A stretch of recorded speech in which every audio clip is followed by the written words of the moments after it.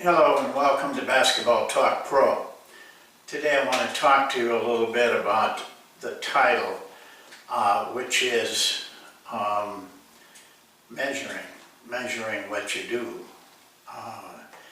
The statement up there by a very famous writer and manager, guru of management, made this statement: you cannot manage what you don't measure. And that statement really kind of exploded a lot of things in the business world, and it's now coming over into the sports world. Basically what he's saying is, if you don't have accurate measurements of your performance, whatever that performance is, it could be selling bicycles, you can't manage your company or your group accurately. So in almost everything, I mean, you can say, well, I don't need to do that as a basketball coach, but stop and think a minute. You go to a doctor's office, you're not feeling really good. Which doctor do you prefer? The guy who, puts his hands up here and says, no, you're normal. Or the doctor who gives you one of those little sticks and finds out that you got 102 temperature. They measure everything. They won't make a decision without measuring. They know your blood pressure, your temperature. I mean, those are the little things. They measure everything before they make a decision. You think that what you think you can see and you can perceive accurately, but you can't. If I held up a stick right here that was 24 inches long and asked each one of you to make a guess, without me telling you that it's 24 inches, to tell me how many inches that stick is. Now, there are some people that are trained in this. They would come pretty close, but chances are they couldn't get it exactly. But the untrained person could be as much as 6 to 8 inches off, one way or the other. You cannot go by what you think you see. And here's why. Because we tend to perceive what we want to see. If we perceive this as being good, then everything we see and what we perceive, if we feel this is good, then we're going to see only the good. If we perceive it as bad, we're going to see only the bad. You cannot rely on, unless you're just very well trained, to not be fooled by your own perception of what you want, then you're going to make a lot of bad decisions. So measuring is very important, as Peter Drucker said in that statement. For managing what you have as your team, it's extremely important.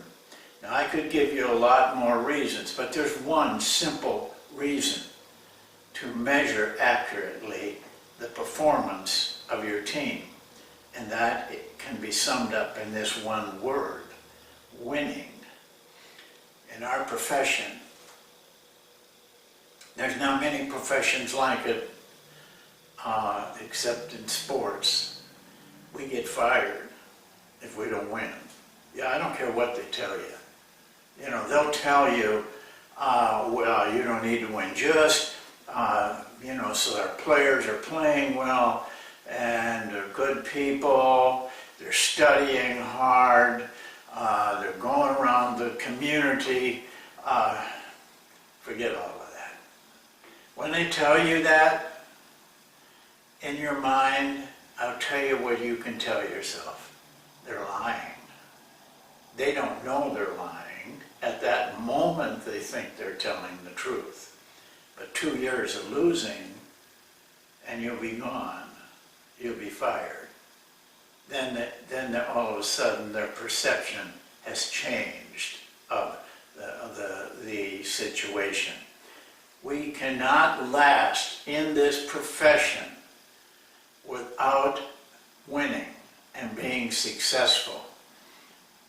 Measuring your performance can help you to do that. That's not the only thing. It's not going to make a great coach of you, but it gives you tools to make decisions on, like that doctor who sticks that stick in your mouth and finds out that you got 102 temperature. Now he can make a decision on what he should do. As a coach, when you know accurately what is wrong, now you can make good decisions. Now you can change things the right way. You may not need to change. That also is a measurement. But we measure in a different way. Not completely. Business does this. They measure with statistics. We have to measure our performance with statistics. It's the only way. Statistics are facts. Facts are truth. And that is why it is important for you to get truth on what your performance is. Don't ever think you can tell it by how you see it. I got too many stories that I can tell you of people that swear that they can see a good rebounder or a good passer, but they think that because, again, they tend to perceive what they want to see. If you think this guy's a good rebounder, what will you see and what will you keep track of in your mind every rebound he gets? Whether it's 5 or 6 or 10, you perceive it as he's a good rebounder. You don't know. And I can tell you that from being a college scout, recruiting, trading, coaching, you will tend to make a lot of mistakes unless you have an accurate measurement, which is a facts. It's important to you because it will keep you in this game longer. So why not get into it, learn it? It's very simple, and do the work that it takes to help you be not only a success, but a major success. I want to go to the little pad we have and show you some things in regard to this, hopefully with the idea of helping you to develop interest in this to the point where you take it upon yourself to learn so you can make yourself better. You can make better decisions and you can help your team more. And your team then will win more. So let's go to the pad. Okay, I want to show you some things that are important in this world of measurement. First of all, well, the only thing I want to talk to you about is this. Measuring is worthless if you don't apply it. There's no sense having a measurement unless you apply it wisely. Facts help you apply it accurately. They are your tool. They are not the coach. You are the coach. And I never would tell you anything but that statistics and measurement is a tool to help you make good decisions, help you to create new things that will help your team. But let's take a look at something about this application thing I'm talking about. Here is two numbers. They are measurements. They are accurate measurements, and they are massive enough measurements to make decisions from. What this says is that 70% of all the points scored in a game is in freelance.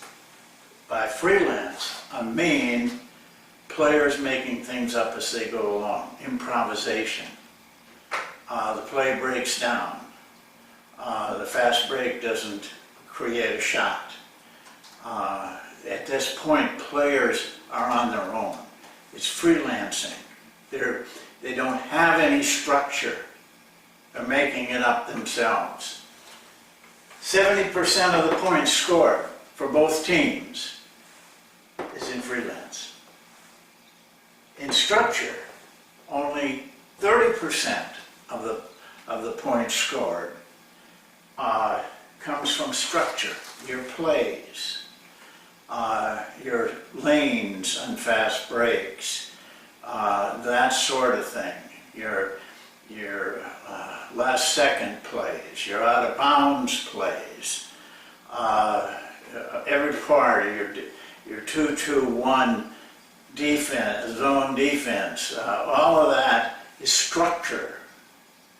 It counts for 30% of the points. Now my point on this is this.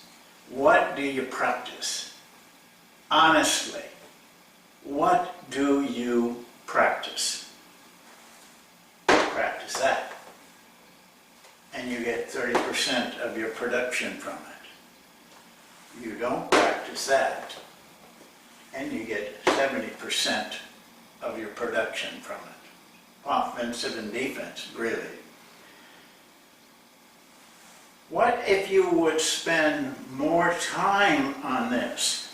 I have yet to see, walk in a gym, there's certain things I've never seen, except when they walk into my gym. I've never seen any coach work on this, except one other one, Dean Smith. Dean Smith understood this. He worked very hard with his players to learn freelance so that when they went on their own, they had plans, they had a system. They weren't just going willy-nilly out there. But if you're going to know this and you don't apply it, and I'm going to tell you, right now I'm telling you this, it's a fact, it's been proven, we've done hundreds of games, and we'll do hundreds more, and it'll come out like this. But yet, when you call practice, on your first practice, or if you're practicing right now, this is what you're practicing. Now you have to make a decision. Do you want to get better at what you score most of the points on? Or where you get the most production? Do you want to emphasize that? That's your decision you have to make. If you don't use this measurement, it's worthless. A lot of time spent. And as many times as I've told coaches this, they still don't do it. They still go back to this. You know why? It's easy, it looks nice, looks like you're coaching. Freelance can be ugly, but it gets results. Let's go down one more notch. Contested and uncontested shots. These are facts. These are the truth. NBA basketball players, if the shot is contested, they make over an average 36% of their shots. 36% when they're contested.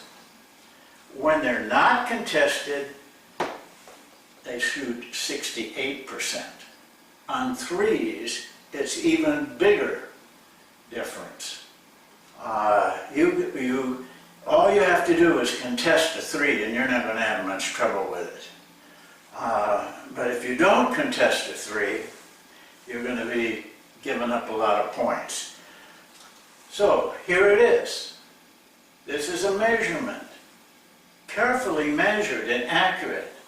I'm doing some stuff right now for an NBA team. I'll go to that, and I know before I do it, because I'm going to keep track of their contested shots and uncontested shots. I know that it's going to be right in this area. It's just going to do it. But here's the thing. I don't think I can ever remember going into a gym and watching practice or being a part of a practice other than mine as an assistant and seeing anybody work on contesting shots. Yet think of the impact of this. Tremendous impact, and it impacts a lot more than what you think. And we're going to go into that a little bit more. But this has to be applied. If you want to get 36% field goal percentage, you got to practice that. You got to teach that. You got to coach that. You got to show players how to do that and make them do it. Otherwise, it's a nice statistic. Yeah. But it doesn't mean anything unless you do something about it. This will help you win. This will help you win. Let me show you something on this last thing, and we'll get back to this in a little bit. This line, defensive rebounds, steals, the total of defensive rebounds and steals for two teams. Just looking at this, in your mind, tell me, who do you think won the game with those numbers? I don't know which one you'd pick, but I can tell you which one won 79% of the time is the team with the most, 49. Didn't make any difference. This could have been 20-2 over 19-1. Doesn't make any difference. Now let's talk about this a little bit. How will we? Let's just assume that you all of a sudden you say, "Gee, that's a great thing to know. I'm going to get a lot of defensive rebounds, a lot of steals." But how are you going to do that? Well, I've given you everything you need to know right on this sheet. How do you get defensive rebounds?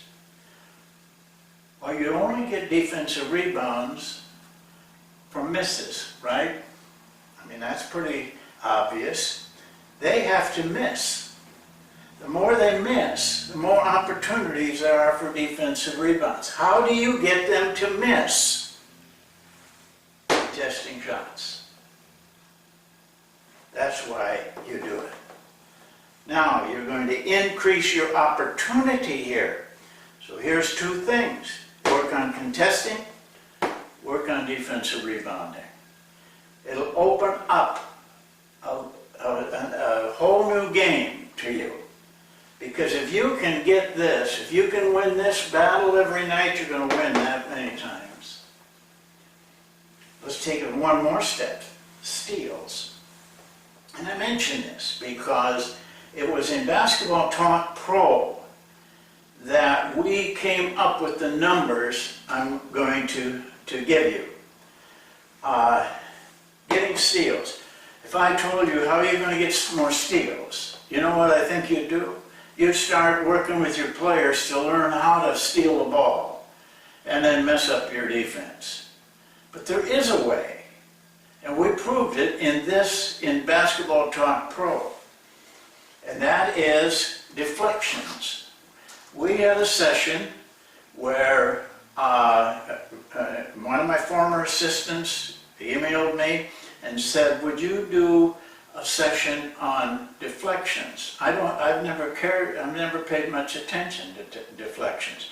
He thought I had, because when he worked with me, I worked hard with defensive players to use their hands. But I wasn't, at that time I was teaching that and working on that, because when you use your hands effectively on a passer, it's difficult for him to pass into the inside particularly, or make any pass without it being a lob pass or a slow pass.